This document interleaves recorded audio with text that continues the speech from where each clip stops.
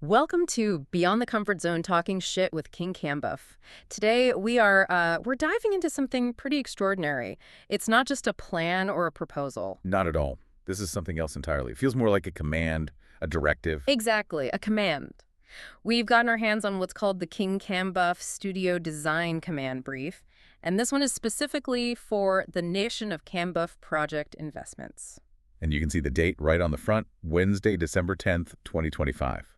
It's from Automation Turn number 5. This isn't a historical document. This is live. This is what's happening now. Right. And the title is the whole mission statement right there. It says, the KAMBUF National Building Design Command Brief. And then the subtitle is The Kicker. For digital plus data sovereignty city regions. That subtitle is everything. It's the core theme, the driving force behind every single page of this thing. Digital plus data sovereignty city regions. So let's break that down for a second. What are we actually talking about when we say digital sovereignty? Well, the brief makes it incredibly clear from the first paragraph. The strategic purpose is to define these systems. We're talking data centers, fiber optic corridors, AI institutes, all of it as explicit public infrastructure. Okay, so not private commercial ventures, not Google or Amazon building a campus. Precisely. They are being designed and mandated as public utilities. Yeah. Just like a water treatment plant or the electrical grid, they're not corporate enclaves. This is a fundamental shift in perspective. So the goal isn't maximizing profit for shareholders. The goal is securing vital societal services. That's the mission.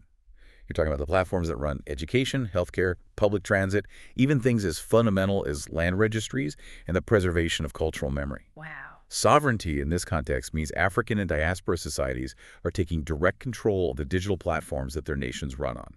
The goal is to guarantee they serve the people first. Not foreign interests, not even domestic commercial interests, but the public good. That is a profoundly high bar to set, both technically and ethically. And it seems like they've made it even harder on themselves with the Master Challenge for this specific turn. They absolutely have. The rotating Master Challenge focus for this brief is environmental performance, and they are not messing around with this. So it's not just, let's buy some carbon credits and call it a day. Not even close. The mandate is crystal clear. The design submitted must prove definitively that this digital infrastructure can be regenerative, not extractive. Regenerative. What does that mean in the context of a data center, which is basically a giant, power-hungry, heat-belching box? It means rethinking the box from the ground up. The brief specifically calls out requirements like low-energy cooling systems designed for hot climates. It demands water-wise cooling strategies, compute that is powered by renewables, resilient fiber networks. It even gets into adaptive reuse of existing buildings. So they're trying to prove that you can build these massive, resource-intensive facilities in a way that actually, heals the environment around them, or at least doesn't harm it. The goal is to make it a net positive, or at the very least, a closed loop. Every single design has to demonstrate measurable environmental performance. We're talking hard metrics, kilowatt hours per compute, liters of water used per compute, resilience factors. The environmental lens isn't a nice to have, it's the primary filter for every single decision. Okay, this is a lot. So let's get into the specifics. The brief lays out 10 schemes, right? 10 schemes. They move from these huge national-level cloud systems, then down into the messy reality of cities, and then out to these really interesting community anchors and diaspora hubs. Let's start at the top, then, with what they call the Strategic African Core. This section is all about national governance and infrastructure. Exactly. This is about establishing digital sovereignty as a form of civic power. And the first scheme takes us to East Africa. That's right. Scheme 1, Kenya, the Nairobi Civic Cloud and Government Data Campus. The project is straightforward in its goal. Establish a national, state-run cloud and a series of open data labs. Saying the location is important, right? They want them near transit hubs. The location is key. By putting this digital infrastructure right next to the physical infrastructure, the bus routes, the train lines, you're creating a direct link. You're implying a system that can manage real-time traffic, that can deliver public services more efficiently because it's physically integrated with the city's flow. But that brings up a huge tension, which the brief points out. The core challenge is this paradox. How do you secure national sovereignty, total state control, over this massive pool of data, while at the same time guaranteeing public access and transparency? That's the tightrope walk of modern digital governance, isn't it? Control versus openness. And the design has to solve that tension architecturally. not just with policy. So how do they do that? What are the deliverables? Well, beyond the usual campus plans and massing models, they're demanding a very specific cooling section that details adiabatic cooling with reuse water. Okay, you've got to unpack that for us. Adiabatic cooling. It's a very clever, low-energy way to cool things down. Think of it like evaporative cooling, like the misting fans you see at outdoor cafes. It works incredibly well in climates that aren't super humid. And Nairobi, with its high elevation and relatively dry air, is a perfect candidate. You're using evaporation to cool the air, which means you don't need massive energy-guzzling compressors like in traditional air conditioning. So that handles the low energy part of the environmental mandate. But what about the second part of that phrase, reuse water? Why is that so critical? That's the environmental masterstroke. A big data center, even with efficient cooling, can evaporate millions of liters of water a year. If you use fresh, potable drinking water for that, well, in a country where water scarcity is a constant concern, that's just environmentally and politically impossible to defend. Right. So the brief mandates the use of municipal reuse water. We're talking about gray water from sinks and showers, or even treated effluent from the city's wastewater system. It takes something that was a waste product and turns it into a valuable resource for the data center. It creates a symbiotic relationship. Exactly. The data center becomes part of the city's circular water economy instead of just being a drain on it. And the metrics they demand reflect this. The ESG focus is on quantifying kilowatt compute and water compute. You have to measure both to prove you're being efficient. And it seems they're just as focused on the messaging, the public communication of this. Oh, absolutely. The brief requires a concept poster that sums up the entire political mission in 5 words. Public data is public power. It's not subtle. It's explicitly tying the physical architecture to a model of governance. The idea being that the state controls the data, but the power derived from that data belongs to the public. That's the promise. And they're looking at precedents, learning lessons from highly digitized governments like Estonia, which the World Bank often points to as a model. But there's a huge risk there, which the brief's caution section points out very bluntly. Avoiding vendor lock-in without explicit exit clauses. This is the Achilles heel of so many government tech projects. It's a sovereignty issue disguised as a procurement problem. If a government built its entire national cloud on a single proprietary system, whether it's from Oracle, Microsoft, whoever, they surrender control. The hardware, the operating system, the custom code, it all belongs to the vendor. What happens in 5 years when that vendor decides to triple the licensing fees? You have no choice but to pay. Or what happens if that vendor's home country imposes sanctions that cut off your service? Your entire government infrastructure could be turned off overnight. Vendor lock-in isn't just a budget line item, it's a surrender of sovereignty. It replaces state control with corporate dependency. So the brief is demanding a design that is, in its DNA, anti-proprietary. It has to be. It's demanding open source solutions, or at the very least an architecture that's so well-defined and portable that the government can swap out providers or even take over management themselves at any moment. The design itself must be an act of liberation. Okay, let's move south from Kenya. The next scheme seems to shift from the hardware of governance to the human software, if you will. That's a great way to put it. We're going to Rwanda. Scheme 2.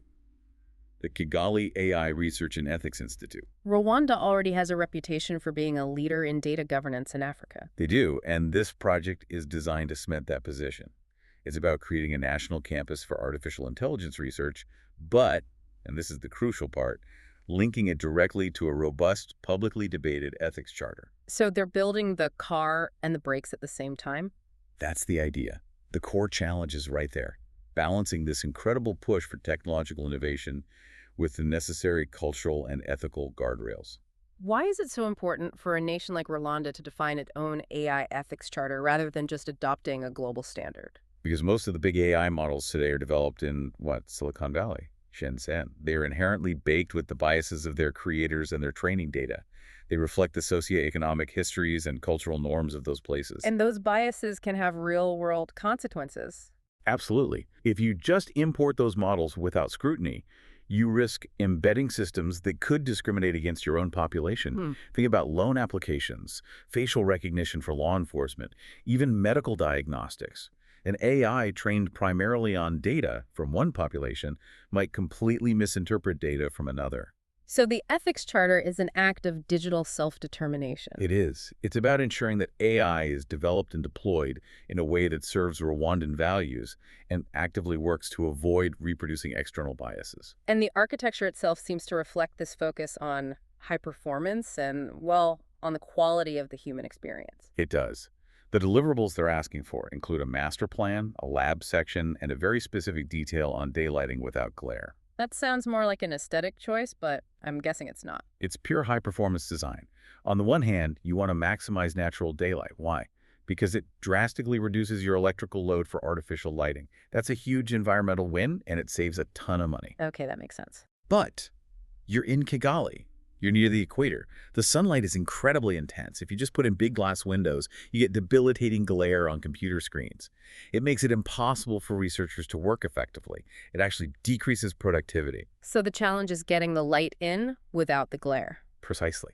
The design challenge is to engineer solutions. Things like deep roof overhangs, specially designed light shelves that bounce light onto the ceiling, specific types of glass coatings that filter and diffuse that intense equatorial light. You want to create a high-quality, evenly lit workspace.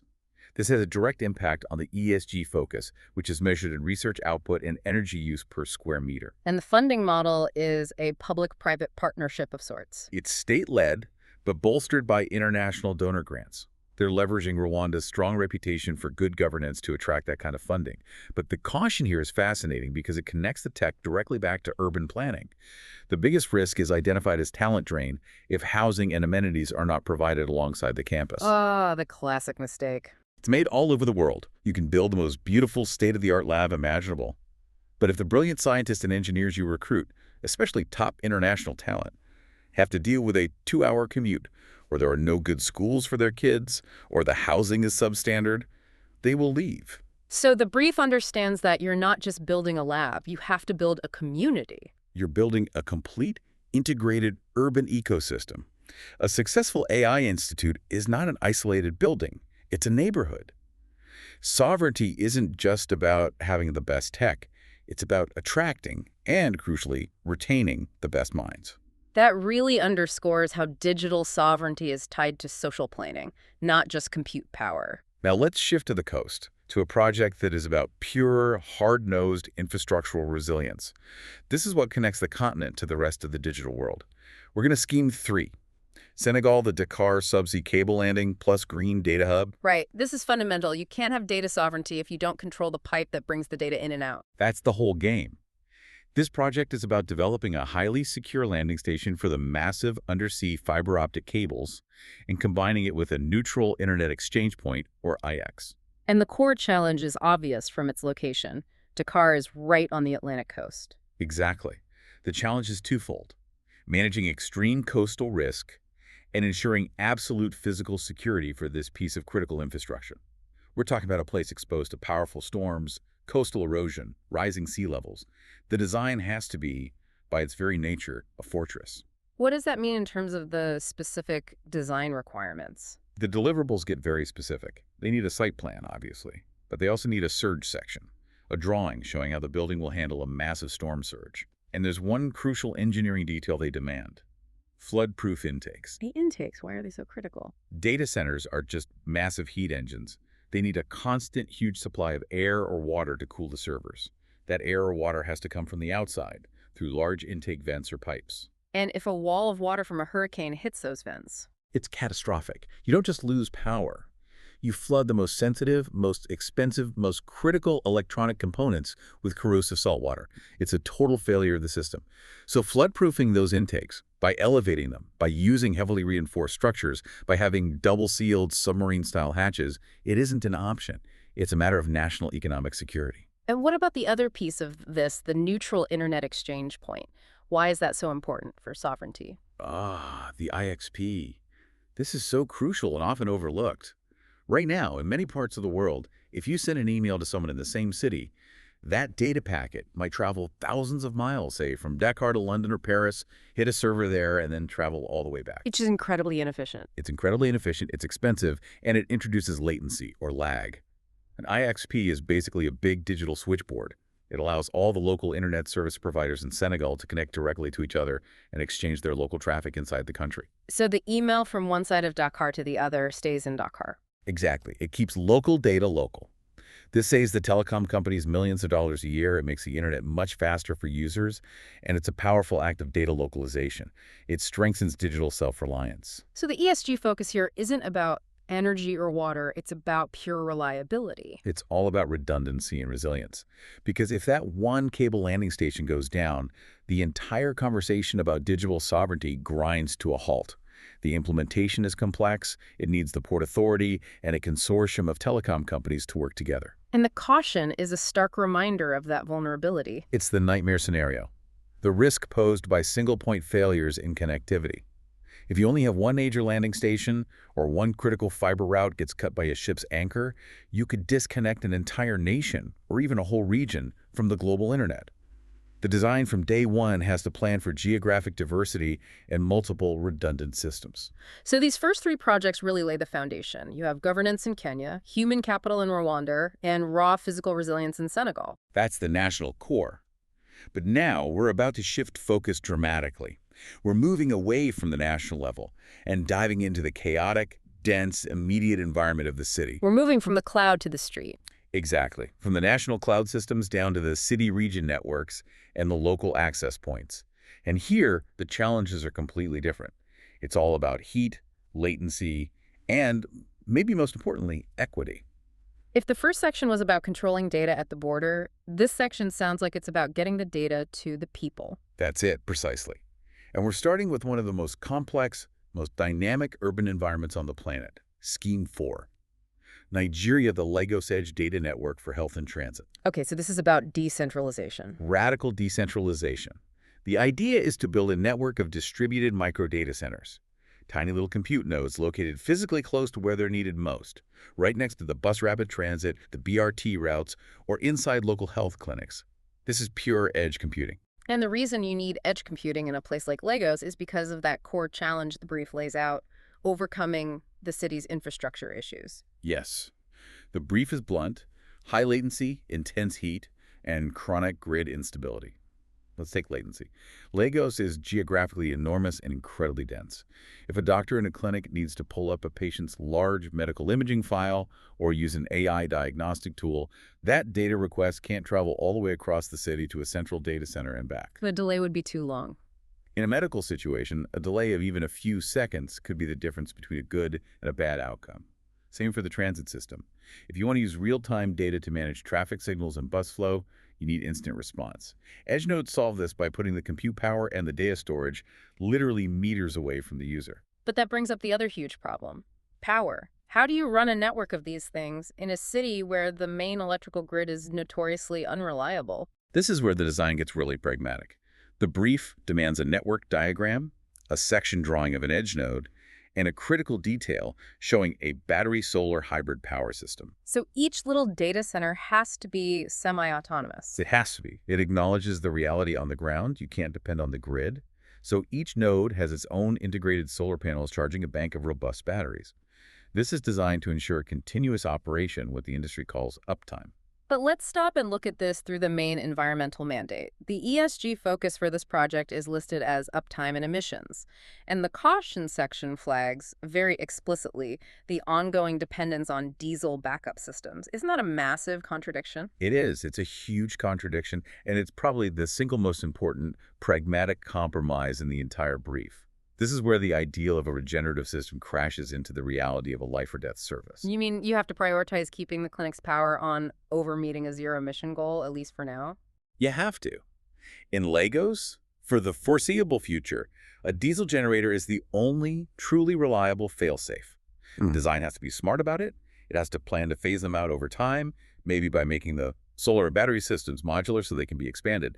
But on day one, when that clinic's diagnostic machine absolutely must not fail during a grid outage, that diesel generator has to be there. It's a necessary trade-off for an infrastructure-scarce environment.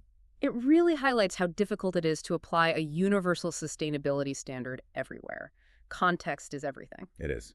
And that leads us to the next scheme, which pivots back to the human element. We're going to Ghana. Scheme 5, the Accra Tech Commons plus community connectivity spine. So this is less about specific services like health and transit and more about general public access. Exactly. This is about open access internet, civic labs, and public training facilities. The core challenge here is all about equity. It's a direct response to the model of building shiny, exclusive tech parks on the edge of town that only benefit a small elite. This project wants to create a true digital commons. A shared civic resource, open to everyone. That's the vision. And the architecture they're demanding to create this space is, I think, really beautiful in its simplicity and its commitment to sustainability. The key detail they ask for is passive shade plus night purge for cooling. Okay, another low-tech, high-impact climate solution? The best kind. Accra is hot and humid. So passive shade is your first line of defense. You design the building with deep roof overhangs, with screens, with a specific orientation to the sun, all to keep the direct solar radiation off the walls and windows during the day. You prevent the building from heating up in the first place. And the night purge. That's the second step. At night, when the outside air is cooler, you design the building to open up. You use strategically placed vents and windows to create a natural airflow that flushes all the hot, stale air that accumulated during the day out of the building. This pre-cools the building's thermal mass for the next day. So you drastically reduce the need for energy-intensive air conditioning. You do. And not only does that help with the environmental mandate by cutting the electrical load, it also creates a much more pleasant, naturally ventilated public space for people to be in. And the way they measure success for this is also different. Completely. The ESG focus here isn't technical at all. It's purely social impact. It's measured in users' day and learning outcomes. The value of this building is judged by the human capacity it builds. They're drawing on successful models like the iSpace hubs that have shown these kinds of centers can be engines for real community regeneration. But there's a big if, which is highlighted in the caution, the danger of exclusionary pricing preventing widespread community access. This is fundamental. If you build this beautiful, passively cooled tech commons, but then the government or the nonprofit running it has to charge market rates for internet access or for classes, then you failed. The whole commons concept collapses. It just becomes another exclusive club. So the design of the business model is as important as the design of the building. They are inseparable. The funding and operational model has to ensure that the core services are free or extremely low cost at the point of use for education and basic civic engagement. Otherwise, you've just built a very sustainable, very beautiful piece of architecture that reinforces the digital divide instead of closing it. Okay, let's look at the third urban project. We're back in East Africa. Scheme 6, Ethiopia, the Addis Civic GIS and Land Registry platform. Right. This one is about a foundational piece of the economy. It's a project to create a spatial data authority combined with a public service hall for land records. Land records are everything. They're the basis for property rights, for taxation, for getting a loan. They unlock enormous economic potential. But digitizing them is incredibly complex. The core challenge is navigating this very delicate balance between data transparency, which you need for public trust in this system, and individual privacy, which you need for personal security. And if you're going to digitize every land title in the country, that system has to be bulletproof, secure from fraud, secure from manipulation. Bulletproof is the right word. And the design addresses this with both digital and physical layers of security. They require a building plan, a well-designed public service hall for the citizens, and then this critical detail, a secure records vault. So a literal vault. A literal physical vault. Yeah. A hardened temperature and humidity controlled room with layers of biometric and physical access control. And inside that vault are not just the servers running the digital land registry, but also the original irreplaceable paper records. It's a point where the digital guarantee and the physical guarantee of ownership meet. And the impact they're trying to achieve is very tangible. Extremely. The ESG metric is service time reduction. Anyone who has dealt with a bureaucratic, paper-based land registry knows it can take months, sometimes years, to complete a transaction. It's a system ripe for corruption. And a digital system should slash that time. It should cut it down to days or even hours. That reduction in time directly reduces the opportunities for corruption and frees up enormous amounts of civic energy. And we've seen precedents for this. E-land platforms in other countries have been proven to significantly reduce property disputes. But again, there's a major equity issue flagged in the caution. It's a recurring theme. The critical challenge of excluding offline users. This is a massive problem, especially with something as fundamental as land ownership. You have elderly citizens, people in remote rural areas, people who simply lack digital literacy or access to a computer. They can't be locked out of the system. So how do you solve that? This is why the architectural design of the public service hall is just as important as the engineering of the server vault. That physical space has to be a welcoming, efficient, human-centric bridge. It has to be staffed with well-trained people whose job it is to help citizens navigate the digital system. If your new digital sovereign platform only benefits the digitally literate, you've just created a new and very cruel form of internal exclusion. Right. Okay, so that covers the urban scale. Now, the next section seems to zoom in even further to the neighborhood level, but also broadens out to address some really extreme challenges. It does. We're moving to projects that are focused on extreme resilience, on community ownership, and importantly, on expanding this entire vision of sovereignty to the African American and the broader diaspora context. This is where we move beyond the capital cities and into places facing intense environmental and social stress. And we start in South Africa. Scheme 7. South Africa Township Digital Libraries plus microcompute pods. The idea here is to create neighborhood anchors, safe, reliable places for learning and digital access, designed specifically for the challenging conditions of high-density townships. And the core challenge is designing for a hostile environment in some ways. It's an environment of extremes. The brief calls out the need to design against high-impact factors: intense heat, very real physical safety concerns for users and equipment, and the need for maximum vandal resistance. These buildings have to be tough. So the design focuses less on aesthetics and more on durability. They have to be monuments to durability. The design brief calls for modular plans so they can be replicated easily, and sections that detail robust envelopes. We're talking about heavy-duty, locally sourced materials. Probably a lot of reinforced concrete, maybe specialized engineered timber. Things designed to withstand physical impact, extreme temperature swings, and require very little maintenance. You're designing for a context where a simple broken window could lead to the total loss of all the equipment inside. Precisely. The resilience is literally built into the walls, and the impact is measured in a very direct social way. The ESG metric is simply learners served. You are tying the value of this hard-nosed physical infrastructure directly to educational outcomes and community stability. And there are precedents for this working well. Oh yes, library-led regeneration efforts have been successful in many places. They establish these facilities as trusted, neutral community centers. They give people a secure, cool, quiet place to access information and opportunity. But the caution flagged in the brief is a devastatingly common one, a problem we see all over the world. Let me guess. Maintenance? The long-term risk of maintenance neglect leading to system failure. It's the tragedy of so much public infrastructure. The capital funding is found to build the shiny new building, but then the operational budgets to actually run it and maintain it are starved. So how does that undermine the resilience they've worked so hard to design? Well, if that robust envelope relies on a passive cooling system that needs its filters cleaned, and they're not, it stops working. If the solar panels get covered in dust and are never washed, their output plummets and the batteries fail. If the local authority can't afford to pay for security guards or on-site technicians, the equipment gets stolen or broken. The initial physical resilience only lasts as long as the political and financial commitment to maintain it. A tough design can be defeated by a weak budget. Every time. Now, from social resilience, let's look at the ultimate test of physical resilience against nature. Scheme 8. The Caribbean Hurricane Resilient Island Data Vault. So this is about disaster preparedness on a regional scale. This is infrastructure designed for pure survival. The goal is to create disaster-proof regional backup facilities. Think about the data held here. It's the lifeblood of these small island nations.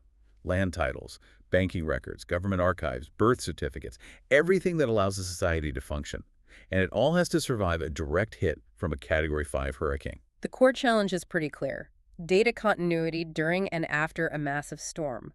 What are the specific engineering demands for a structure like that? First, the structure has to be elevated, high off the ground on massive pillars to deal with storm surge and flooding. It has to be built with hardened, monolithic concrete sections to resist impact from flying debris. And crucially, the brief demands a specific detail showing wind-rated louvers. Louvers, the vents for airflow, why are they so important? A data center needs a huge amount of airflow for cooling. Louvers are designed to let that air in while keeping rain out. But during a hurricane, those vents are being blasted by 200-mile-per-hour winds and horizontal driving rain. They're under incredible pressure. Standard louvers would be ripped right off the building.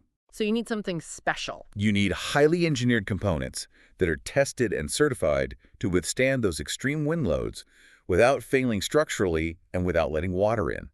If your wind-rated levers fail, your data vault is compromised. It's as simple as that. And the ESG metric here is all about business continuity. It's measured in one thing: recovery time. How quickly after the storm passes can the government and the economy get back online? A shorter recovery time means less economic loss, less social disruption. Being able to restore essential services in hours instead of weeks is a massive, quantifiable advantage in disaster response. But once again, the caution comes back to energy, a single point of failure. Yes, the potential vulnerability of fuel dependency for long-term power during outages. The building itself might be a fortress against wind and water, but it's still powered by diesel generators. What happens if the storm destroys the port and the fuel tankers can't get in for weeks? Or all the roads are impassable? The generators run out of fuel. And the data vault goes dark. This known failure point is a strong push from the brief to the design studio, telling them they have to find ways to integrate resilient local renewable energy sources, maybe offshore wind, maybe geothermal, that don't depend on a fragile imported fuel supply chain. Okay, finally in this section, we move from geographic regions to a cultural and historical one. The brief extends the idea of sovereignty to the diaspora. It does. Scheme 9 is the African American Context Civic Data Co-op and Payment Platform. This is a fascinating project. It's about social and financial sovereignty. What's the goal? The goal is to design a community-owned and operated financial technology system, a fintech platform, and a corresponding data trust. It's a direct response to a long history of exclusion from mainstream banking, of redlining, and of the commercial exploitation of personal data. So the core challenge is building trust. Trust and security in a community-owned system, especially given that history. Exactly. The design itself anticipates adaptive reuse. They're not building a new glass tower, they're retrofitting existing community buildings.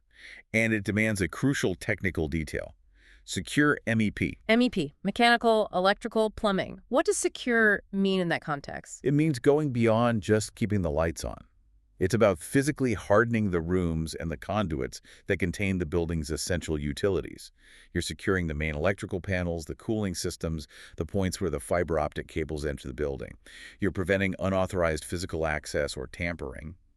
For a system that's managing sensitive financial data, that physical security is just as important as the digital cybersecurity. And the structure of it, as a co-op, is inherently democratic. It is. It's borrowing lessons from the long history of credit unions. The ESG focus is rightly on economic empowerment. They want to measure the costs saved for the community. How does that work? It's quantifiable sovereignty. By creating their own platform, they can offer lower transaction fees, better interest rates on savings, more favorable terms on loans. All that money saved stays within the community, helping to build local, generational wealth and stability. It's a closed-loop economic system. But the caution here is a really deep psychological one. It's profound. The heightened fear of surveillance without robust oversight and governance. Think about it. If a community builds its own co-op to escape the data exploitation of big corporations, but then that co-op itself isn't completely transparent and democratically governed, It risks becoming the very thing it was meant to replace. it could replicate the same surveillance structures, leading to a total collapse of trust. So the physical design has to embody transparency. Maybe that means having community viewing windows into the server rooms or having democratically controlled protocols for data access. Here, more than anywhere else, sovereignty is fundamentally about trust in the human governance structure, even more than the technology itself. Okay, so after all these specific localized projects, the brief brings it all home with a final flagship vision. Yes. Now we move to the centerpiece. This is the KMBUF prototype, the project that's meant to synthesize all the lessons we've just discussed into one continental model. And we also get the concrete execution mandate that the design studio has to follow. So Scheme 10, the big one. The KMBUF prototype continental data spine plus green compute capital. This is designed to be the flagship sovereign compute node, the standard setter for the entire continent. And the core challenge is almost philosophical. It says the design must be both monumental yet highly efficient. It's a fascinating contradiction. Yeah. It has to be a piece of monumental architecture. It needs to project power, ambition, a new national confidence. But at the same time, it has to achieve the absolute highest global standards for low-impact, hyper-efficient environmental performance. How can a building be both monumental and light on its feet, environmentally speaking? That's the puzzle they have to solve. The deliverables they're asking for show this dual nature. You want a city region plan showing how it integrates into the urban fabric. They want a grand hall section emphasizing its public, civic, almost cathedral-like presence. But then they demand a key environmental detail that is arguably the most revolutionary idea in the entire brief. Which is? Waste heat district heating. Okay, let's drill down on this because this sounds like a game changer. Data centers produce a staggering amount of waste heat. It's their primary byproduct. It's a huge liability. Yeah. Traditionally, they spend even more colossal amounts of energy just to get rid of that heat, to pump it out into the atmosphere using massive chillers. But this idea turns that on its head. It completely reframes the problem. Instead of treating waste heat as a liability to be disposed of, the brief commands the designers to treat it as an asset to be harvested. So you capture the heat? You capture it, you run liquid cooling loops through the servers, which picks up the heat. You might boost its temperature a little bit with a heat pump, and then you pipe that hot water through a district heating network to provide warmth for nearby homes, offices, schools, even greenhouses for agriculture.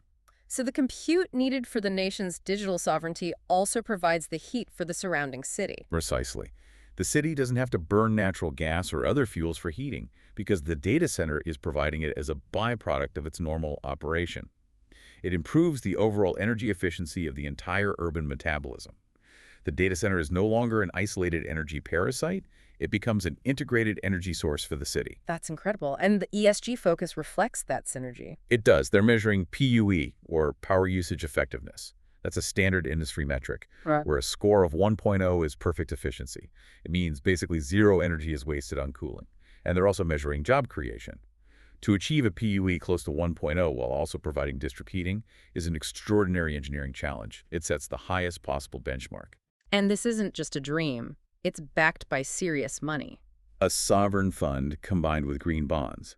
That signals long-term, national-level political and financial commitment. But as always, there's a pragmatic caution. The risk of ambition outstripping reality. The economic risk of overbuilding capacity versus actual demand. Yeah. If you build this monumental flagship facility, but it only runs at 20% capacity for the first 5 years, the operational cost per unit of compute goes through the roof. It becomes a white elephant. So the design has to be smart, it has to be modular, allowing for phased expansion as demand actually materializes. Okay, let's just quickly touch on the execution mandate in the brief. This shows how they're actually running this design process. Right, this is the how. It's not just a call for pretty pictures. The brief details the selection process with short 60 to 90-minute design challenges and longer 180-minute studies. They're running real-time pressure tests on the design teams. Giving them specific problems from the brief to solve on the spot. Exactly. A short study might be, you have 90 minutes. Show us your passive cooling solution for the Accra Tech Commons. A long commission would be, you have 180 minutes. Show us the core energy and cooling logic for the KING-KAMBUF prototype.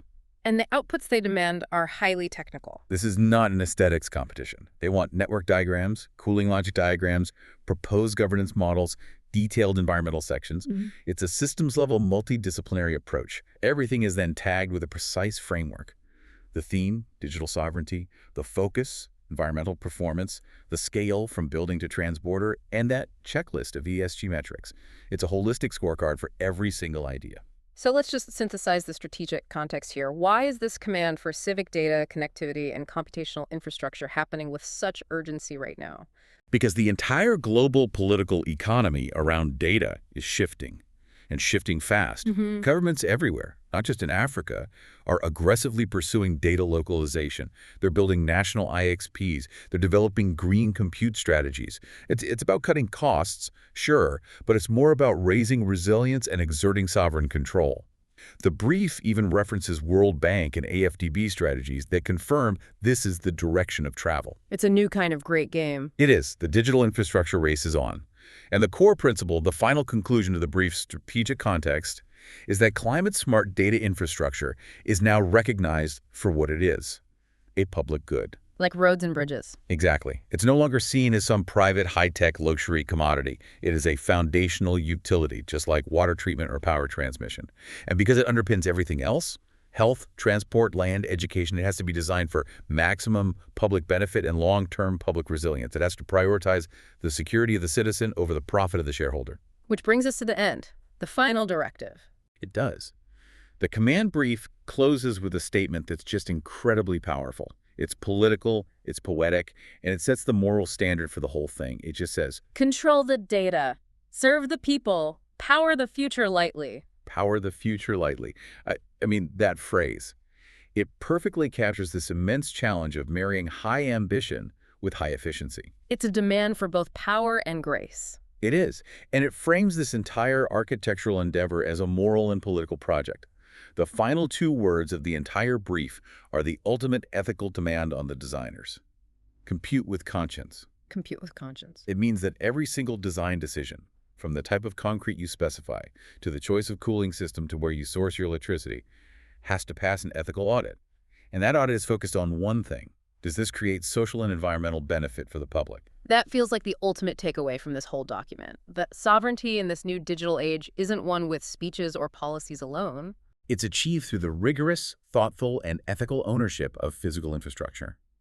It's achieved by setting clear guardrails and by demanding sustainable design that is engineered specifically to withstand local challenges, whether that's the intense heat of Lagos, the hurricane winds in the Caribbean, or the systemic challenge of maintenance budgets in the townships. It's a shift from seeing digital systems as just technology to seeing them as the fundamental public utilities of our time, as vital and as foundational as the water and power networks that define the last century. The design choices being commanded in this brief today will absolutely determine the trajectory of governance, of economy, and of public life for the next 50 years. Which brings us to our final thought for you, the listener, to take away.